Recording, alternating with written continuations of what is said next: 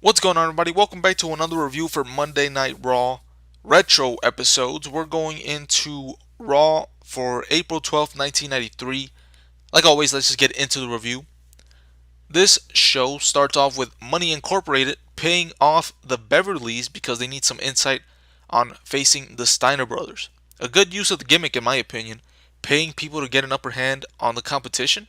Nice. So after that, we get the intro to Raw, and then we unfortunately see the return of Rob Bartlett to commentary. So our first match is Scott Steiner versus IRS. And by the way, this is the second time that they are not in the Manhattan Center, still in New York, but in a different building. So into the match we go here.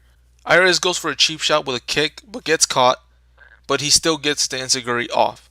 Scott gets some good offense on IRS and then slows it down by working on the arm. I'm starting to notice that IRS isn't bad in the ring. His gimmick is weird, but he can work. Steiner then gets sent to the outside and DiBiase nails him with a clothesline as the referee is distracted. Scott grabs IRS by his tie and runs out of the ring and catching IRS's neck on the ropes. So if you can imagine that, Scott Steiner just ran outside holding his tie, jumped over the top rope, and kind of hung out IRS to dry there. But after he hits a double underhook powerbomb, Ted gets in the ring and causes the DQ to break up the pin. Then the Steiners both set up DiBiase for their finishing move, which I still don't know the name of it, but the Beverleys come out for the save. As they try to triple team Scott, the Beverleys go for a double clothesline but hit the $1 Million Man instead. As the Steiners escape inside the ring, the Beverleys and Money Inc. square off. IRS gets shoved to the outside by one of the Beverleys, and then he grabs the briefcase and thinks about coming back in, but instead they back out and leave, both Ted DiBiase and IRS. Maybe a babyface turn for the Beverleys. I don't know how this is going to play out. I'm guessing the next tag title match for them will be first against the Steiner brothers, so we'll keep an eye on this situation. But up next we have Tatanka in yet another jobber match. He's got to have the most so far in Raw's short history. I did catch Doink the Clown making his way out ringside during this match, but he didn't get involved. Tatanka though gets his win with a Samoan drop and stays undefeated. Rob Bartlett up next to interview Luna Vachon about her problem with Sensational Sherry. She says that the only thing strong about Sherry is her breast. She makes a point to say that she is part beauty and part beast, Luna Vachon that is.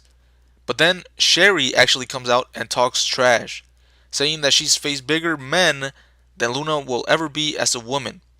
Which on the surface seems like a good line, but if you dissect it, it isn't that well thought out of a line if you really go deep into what that means. I'll let you guys dissect it yourself. Like I said, she says, once again, Sherry says that she's faced bigger men than Luna will ever be a woman.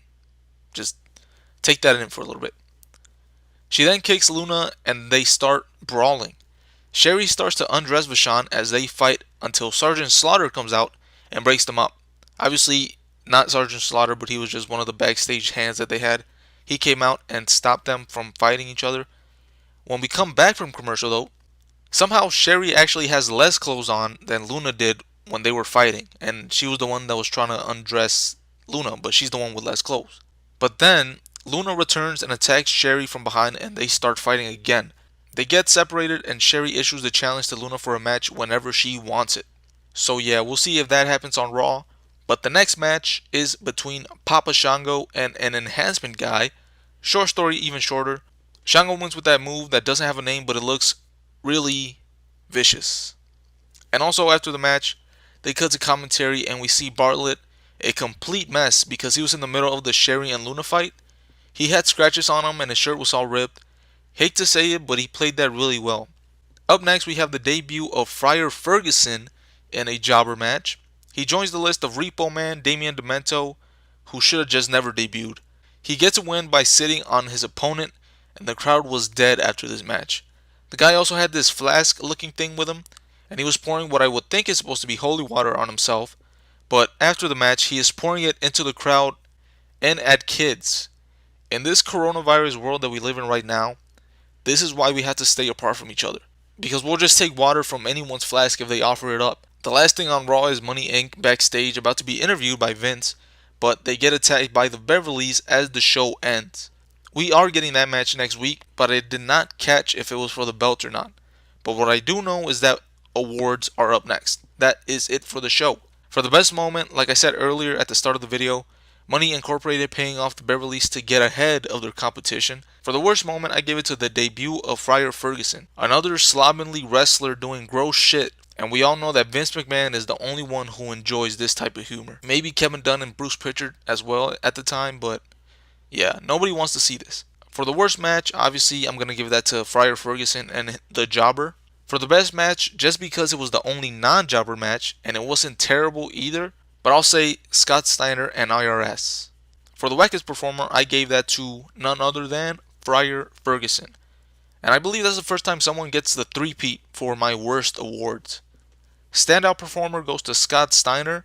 While I did say that IRS was good in this match, Scott was better on this night, so he gets the nod for Standout Performer of the Night. My overall grade for this episode will be a low C.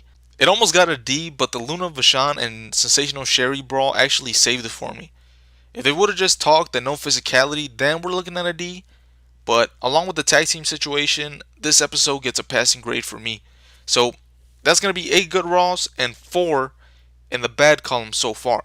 So as always, I haven't said this recently, but if you have any questions or comments, go ahead and leave them down below. You don't know, I'll try to answer them on a video one day, or I'll just answer them down below if they don't require that much of a thought out response.